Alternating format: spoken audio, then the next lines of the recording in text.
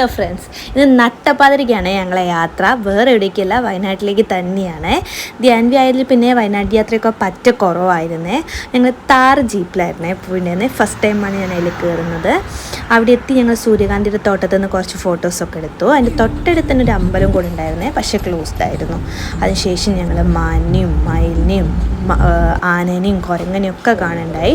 അപ്പോഴാണ് വിശപ്പിൻ്റെ വിളി അങ്ങ് ആഞ്ഞു വിളിച്ചത്. അപ്പോൾ അതങ്ങോട്ട് കഴിച്ചു.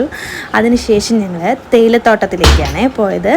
അവിടുന്ന് ഞങ്ങൾ എത്തിയപ്പം തന്നെ ധ്യാൻവിക്ക് ഭയങ്കര ഇഷ്ടമായി. ധ്യാൻവി അവിടുന്ന് കൂക്ക് വിളിച്ചു കാപ്പ് തേയിലേൻ്റെ കൂര് കണ്ടിട്ട് ഹായ് ഹായ് എന്ന് പറഞ്ഞൊക്കെ ആസ്വദിക്കുന്നുണ്ടായിരുന്നു.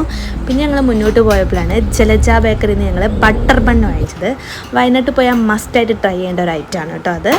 അത് കഴിഞ്ഞിട്ട് ഞങ്ങൾ തുഷാരഗിരിയിലേക്കാണ് പോകേണ്ടത്. അവിടുന്ന് ധ്യാൻവിനെ കുറച്ച് വെള്ളത്തിലൊക്കെ കളിപ്പിച്ചതിന് ശേഷം ഞങ്ങൾ വൈറ്റ് ഹൗസ് കയറി ഭക്ഷണമൊക്കെ കഴിച്ച് മടങ്ങാണ്.